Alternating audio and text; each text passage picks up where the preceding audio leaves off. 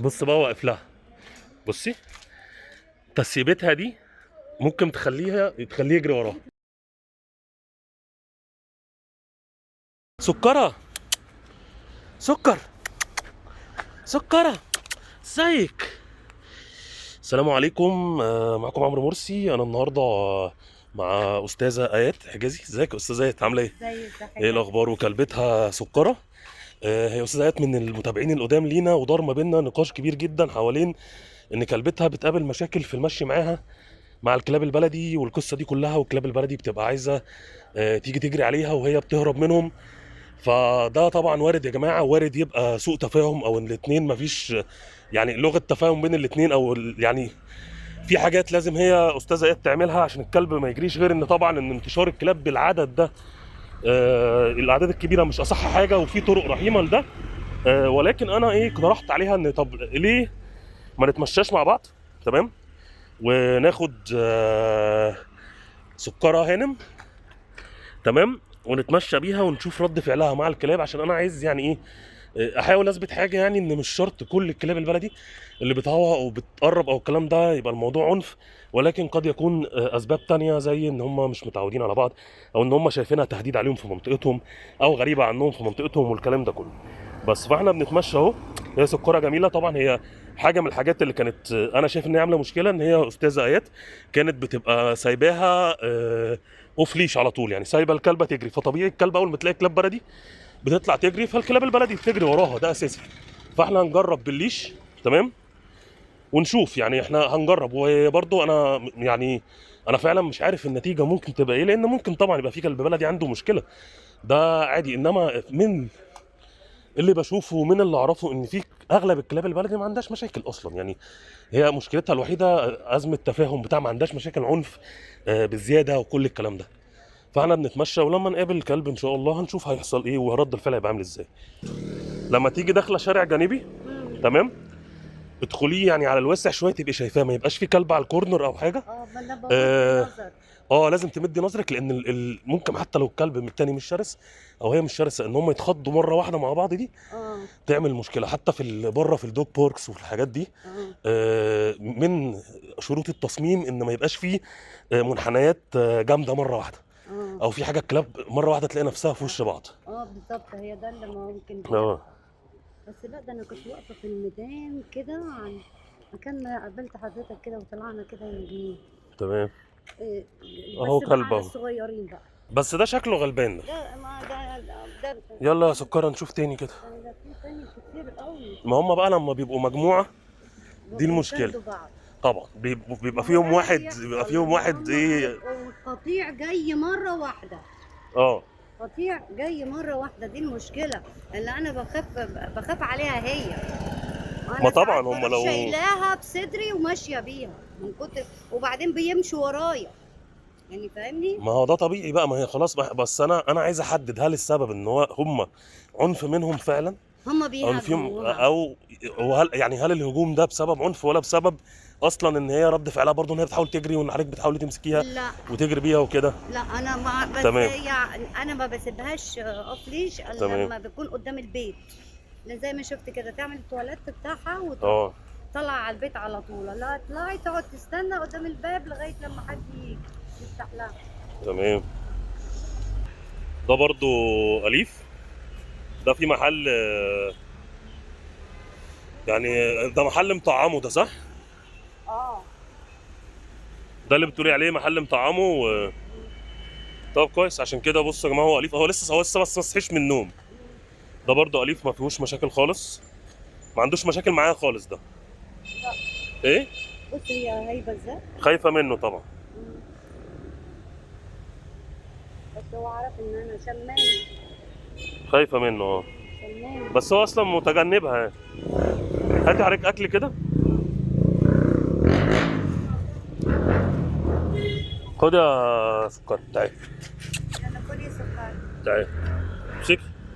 لا هي مش عاجبها يعني، مش لا. بصي هي قلقانه، بصي عماله تلحس، عندها توتر، بصي خايفه. قلق، عماله تلحس في مناخيرها، تمام، شايفه الحركه دي؟ اه ده يعني خايفه خايفه. وش. والله. طب اللي هي حركه اللحس المناخير دي.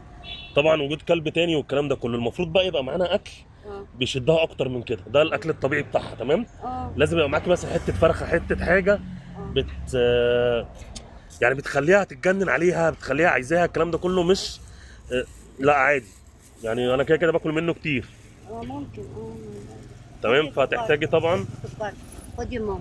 وبرده بص مش عايزه تاخد مني. ما مش عايز، هي مش متحفزه، وبالنسبه لها الاكل ده مش حافز قوي قوي اه ان هي عايزه تاكله في الشارع والكلام ده كله. لا، ده انا كده كده باكل منه في البيت عادي. اه تمام. فلازم يبقى عشان برضه تعوديه على وجود كلب تاني اه او حاجه بتخاف منها، زائد انك بتعوديها بالتدريج، وزائد انك انت بتستخدمي الليش عشان تبقي متحكمه في الموقف. كمان يبقى القصه دي اللي هي بتاعه الاكل اللي يشدها، او اكل او لعبه حاجه تشدها جدا، مكافاه لازم تشدها. ممكن يا سلام. كان في كلب تاني ورا اهو. بصي عند المبنى. اهو. بصي بقى، انا هوريكي حاجه دلوقتي عشان الليش موجود معانا. تمام. فهم في الاغلب هي اصلا مش هتجري ولا هتستفزهم ولا هتجري منهم ولا الكلام ده كله. هي هتخاف ما منه. ما هي هتخاف حاجه وتخاف وتجري حاجه تانية. تمام. لا، وبعدين انا هتخاف. عايز اوريكي حاجه منظر. مم. تمام.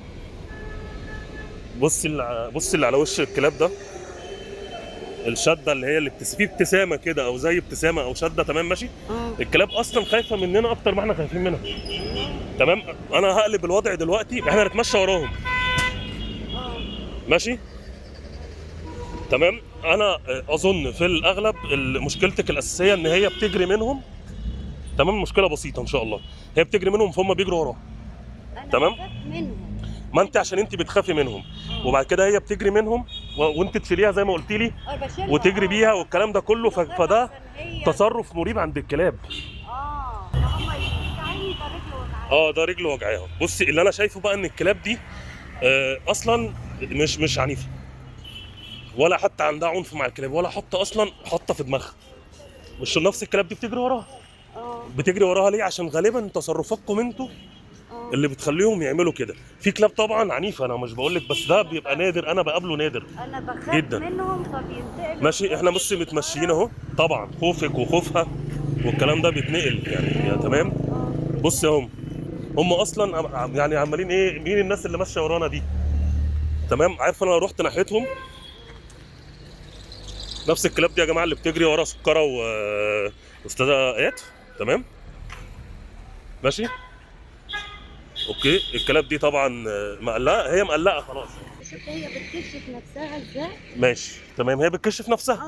لما بتكشف نفسها وانا مش موجود وهي مش مربوطه، بتحصل ايه؟ بتطلع تجري عليكي، او بتجري او بتخاف منهم. بتفضل كشف نفسها كده وتطلع تمام. صوت.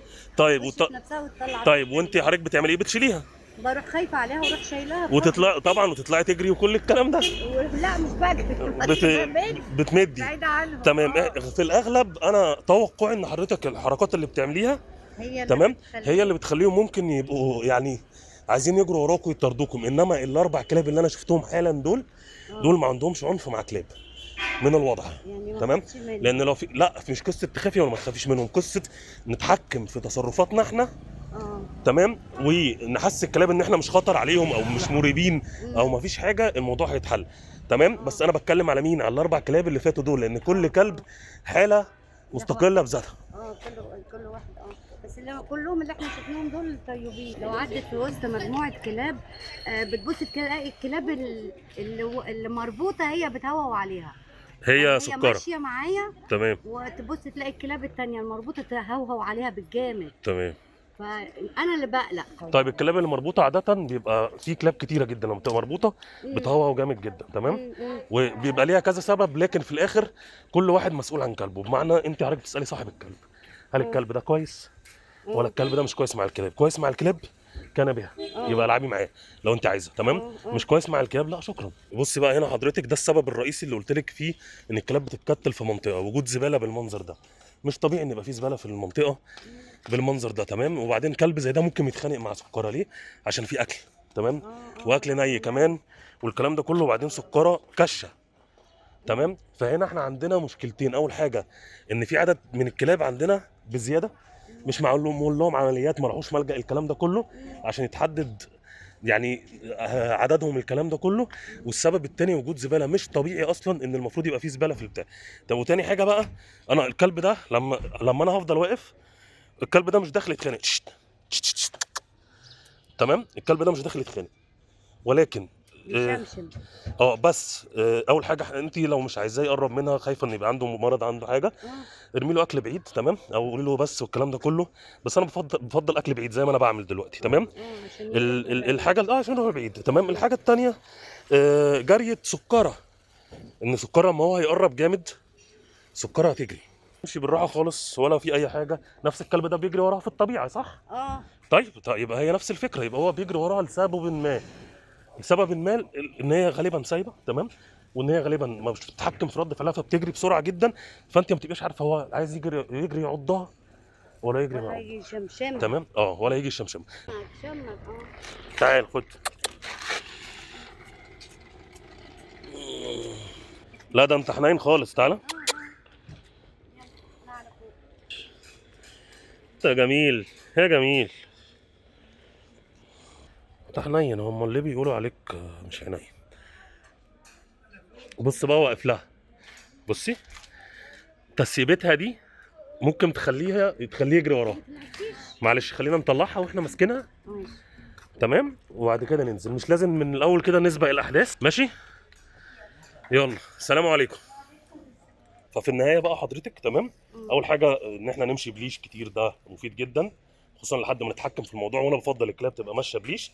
تاني حاجه طبعا ما تتوقعيش كده ان الموضوع اتحل. لا. تمام، الموضوع ما اتحلش طول ما انت حضرتك ما غيرتيش من تصرفاتك. انا لازم ابقى نغير من مبقاش خايفة تصرفاتنا، عليها هي. نخاف عليها، بس يعني بالعقل، ما نحسسش الكلاب ان في مشكله، وما نستثيرش الكلاب والكلام ده كله، ونشوف كلب هل هو فعلا ممكن يبقى عنيف ولا لا والكلام ده كله، تمام. فالموضوع هيتكرر معاكي، ولسه بعد ما انا مشيت عشان انا كنت متحكم في نفسي والكلام ده كله، حضرتك هتلاقي كلاب هتهوى عليكي تاني. هنحاول ان احنا نقف بالراحه، مفيش حاجه، ناخدها واحده واحده، تمام. مش هاخدها واشيلها. مش هاخدها اشيلها، ومش هاخدها واجري ورا الكلاب زي ما انا اتمشيت وراها. بس اخش المنطقه ورا واحده واحده واحده، اثبت، يبقى معايا اكل بتحبه، اكلها بتاع الكلام ده كله، بس يعني واحده واحده كده، وانا متابع طبعا مع حضرتك، وان شاء الله الموضوع يتحل تمام. تمام. بس يلا، السلام عليكم. وعليكم السلام.